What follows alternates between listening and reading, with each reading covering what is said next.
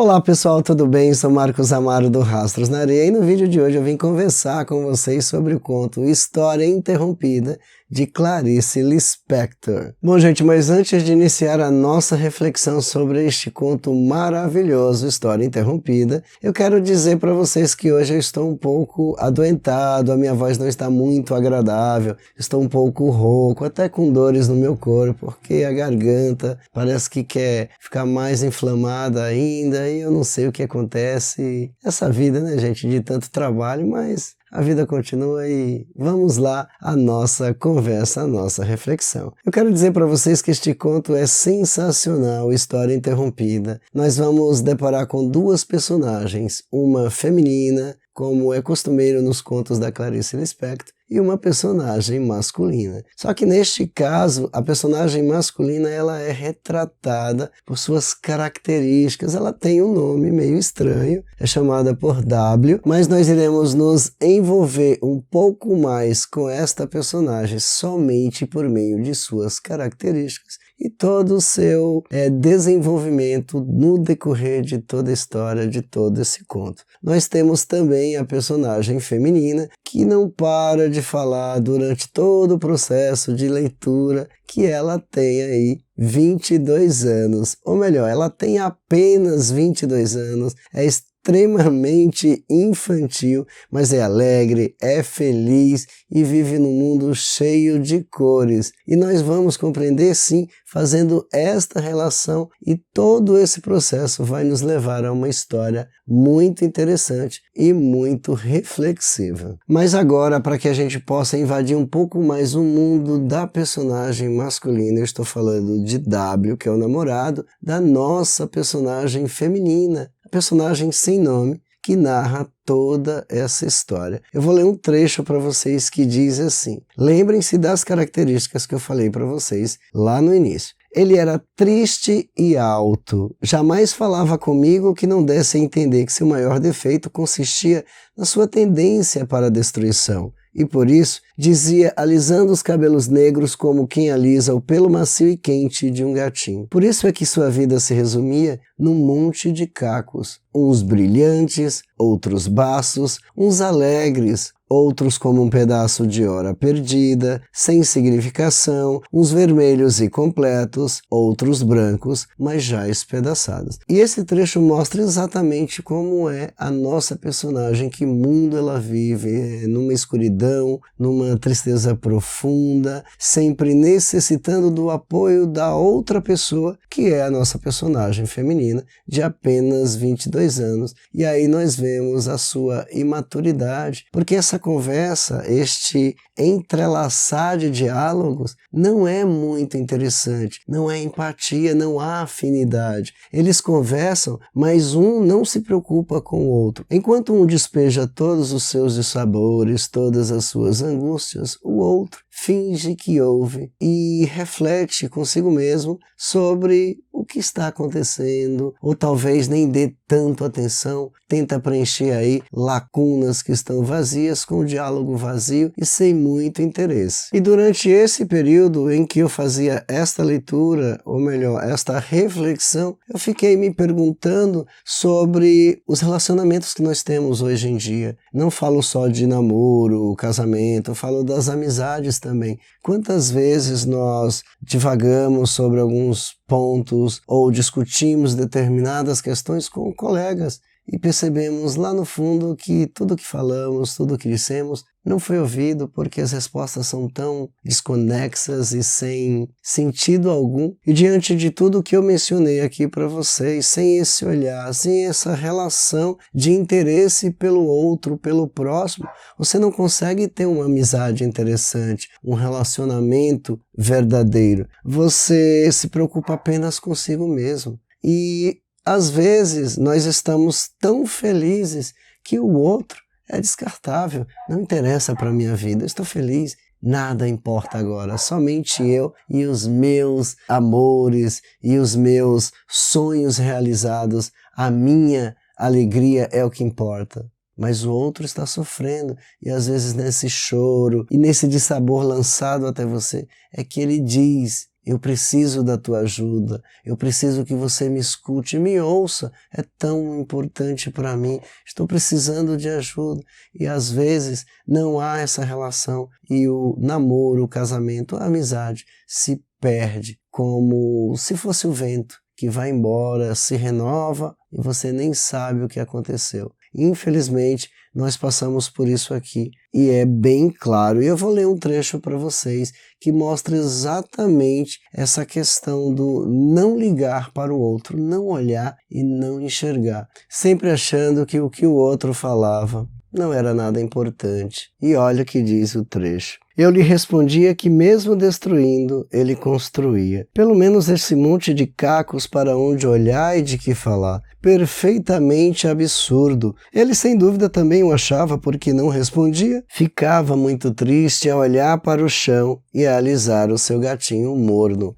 Esse gatinho morno, ela já falou lá na frente que era a maneira com que ele alisava os seus cabelos, como se fosse a pele, ou melhor, o pelo de um gatinho. E isso deixa bem claro que ela não se preocupava nem um pouco com ele, mas gostaria de que sua relação fosse interessante, mas é quase impossível. E nós vamos descobrir o que acontece no decorrer dessa história, desse conto. E agora eu quero mostrar para vocês um ponto que era muito interessante e muito importante dentro da relação desse casal. É que todas as vezes que ele estava triste, ela tinha uma atitude muito comum e que eu não via como algo de interesse, de importância para esse relacionamento. É que ela ia buscar uma xícara com café e bastante açúcar porque ele gostava muito. Mas isso não diminuía o fato de que ela não se preocupava com ele e que ela acreditava que todo aquele sofrimento, que toda aquela angústia, que toda aquela perda de tempo, de tanto sofrer, fosse apenas desculpa. Aquilo era desculpa que ele colocava. Sabe por quê? Porque se ele estava sofrendo tanto, porque ele ficava tão alegre quando recebia uma xícara de café com açúcar. Não pode ser real. Alguém que está triste não pode ficar feliz com uma coisa tão simples. E tem um trecho aqui que prova isso para vocês. Diz exatamente assim, ó. Para desculpá-lo, respondia-me, destrói-se tudo em torno de si, mas a si próprio e aos desejos, nós temos um corpo, não se consegue destruir. Pura desculpa. Então ela não acreditava naquele sofrimento, ela não conseguia enxergá-lo de verdade. E ele estava pedindo, gente, essa é a minha opinião, ele estava pedindo ajuda para ela e de forma alguma ela cedeu, ela entregou, porque será que havia amor de verdade? O que ela buscava diante dessa relação? Se entregar, se encontrar ou sei lá o que. Vamos descobrir isso no decorrer de toda a narrativa, de todo este vídeo, porque é uma relação muito estranha. E eu quero que vocês continuem prestando atenção onde que nós vamos chegar. E agora, para que a gente possa compreender melhor a conexão que eu vou fazer entre a personagem masculina e a nossa personagem feminina, é que há nessa relação uma dualidade. Ele vivia num mundo cinzento e escuro, enquanto ela era jovem, feliz, vivia num mundo cheio de cores, era ingênua e tinha apenas 22 anos.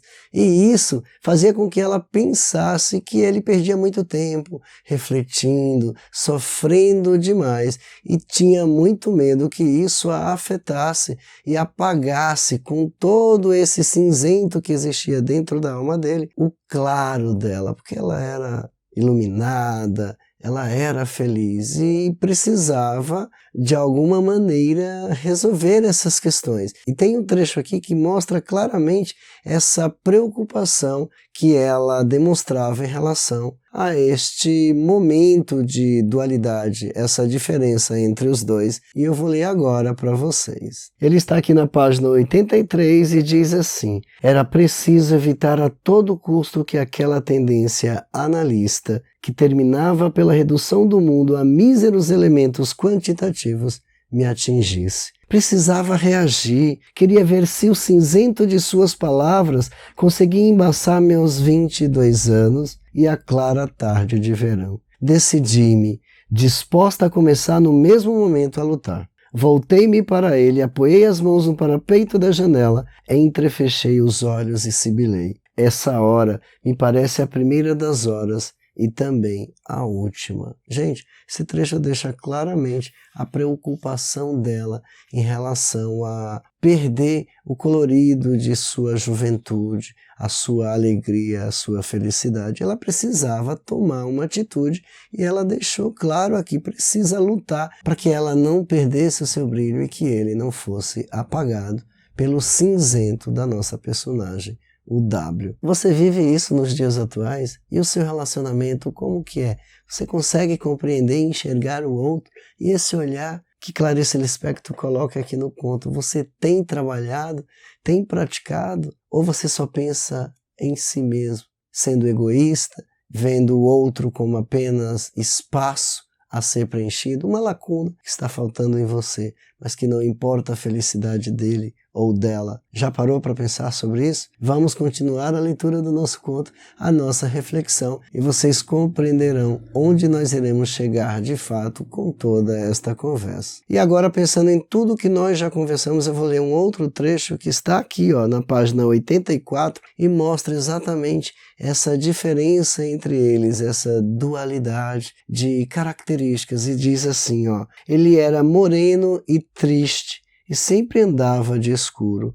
Sem dúvida eu gostava dele. Eu, muito branca e alegre, ao seu lado. Gente, moreno, triste, moreno, apagado, escuro, vamos pensar dessa forma? Cinzento. Ela, muito branca, muito alva, muito clara, alegre e feliz. Eu, numa roupa florida, cortando rosas, florido, cheio de cores, e ele de escuro, não de branco, lendo um livro. Sim, nós formávamos um belo par.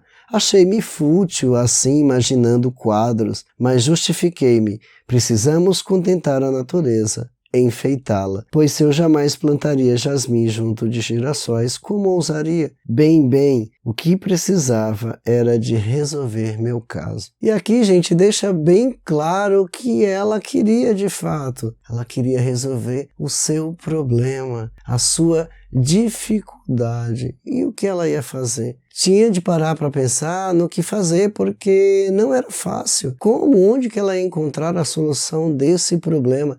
E tem um trecho aqui muito marcante que vai esclarecer exatamente o que nós estamos conversando agora. Diz assim, o nascimento de uma ideia é precedido por uma longa gestação, por um processo inconsciente para o gestante. Pensem nisso, gente, por uma longa gestação. Assim, explico a minha falta de apetite no jantar magnífico, minha insônia agitada numa cama de lençóis frescos após um dia atarefado. Às 2 horas da madrugada, enfim, nasceu ela, a ideia. Gente, quando nasceu a ideia, nasceu a solução. E aí eu paro para pensar numa questão muito importante. Por que ela teria de resolver o problema sozinha, se ali se tratava de um relacionamento? Havia uma outra parte. Por que não conversar com esta pessoa?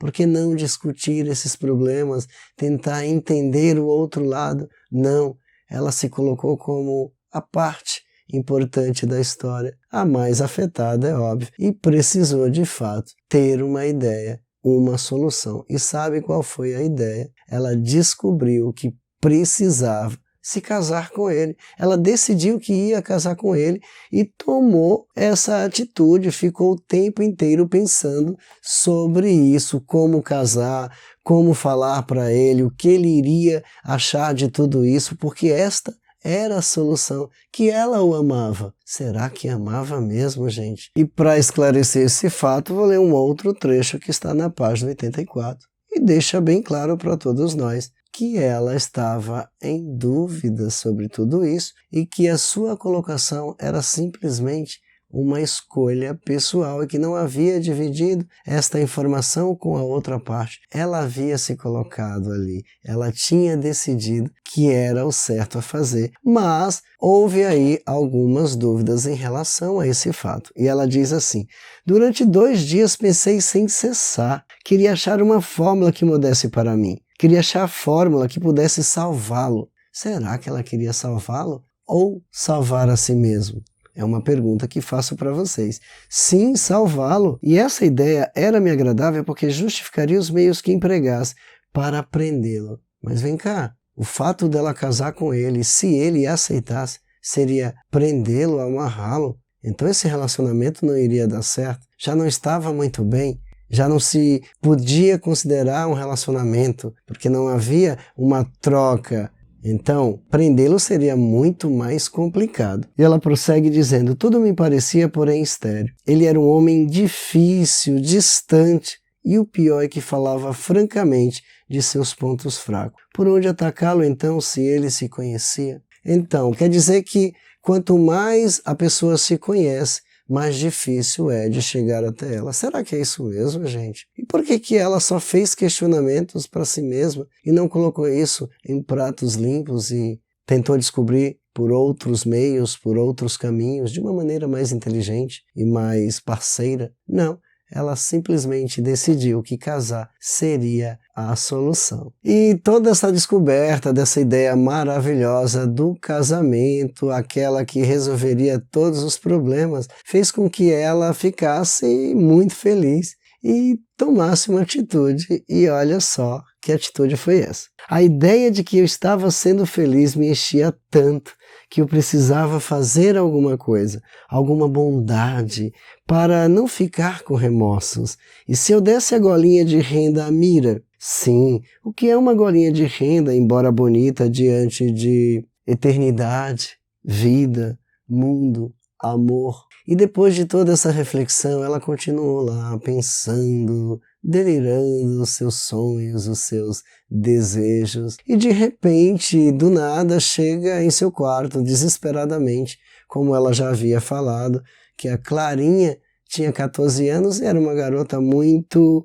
exagerada. E ela entrou correndo, desesperada. A personagem feminina pensou que fosse outra coisa, que o gato tinha dado cria a não sei quantos gatinhos, mas na verdade a notícia era outra. E olha o que ela respondeu. Clarinha disse que ele se matou com um tiro na cabeça. É verdade, é? É mentira, não é? E nesse momento, gente, nós percebemos claramente que a história se fecha. O título vai até o final e nos mostra que ele não estava ali à toa. A história interrompida. Foi diante desta informação de Clarinha que nós vimos que a história se partiu, se diluiu e se transformou num mundo escuro, cinzento e que apagou todo o brilho de sua juventude e o seu colorido, aquela alegria incessante que permaneceu durante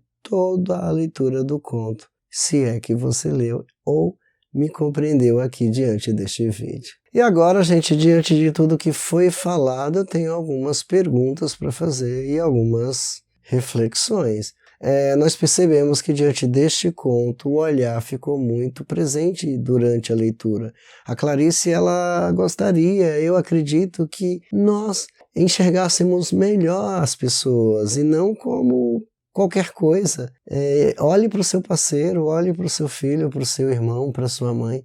Tente entender. Às vezes as pessoas nos enviam mensagens escuras e cinzentas sem pedir ajuda, para que a gente compreenda com o olhar que ela está solicitando essa ajuda. E eu acredito que nós precisamos melhorar essa questão. E vivemos num mundo muito escuro e todo mundo sabe. Esta reflexão é bárbara, eu amei esse conto, porque ele nos leva para o mundo real, o mundo verdadeiro. E aí eu pensei em outra coisa. Aqui no conto nós descobrimos que Clarice teve um filho e ela também se casou, não com W, porque vocês sabem o que aconteceu com ele, mas ela teve o filho dele e ela disse que não colocou o nome de W, porque ela não gosta de voltar atrás, de olhar para o passado. E ela fez até referência a uma passagem bíblica, e como nós vimos, ela realmente não olhou para trás e por isso não pôs o nome do seu filho de W e casou, viveu a sua própria vida. Mas a pergunta que fica é,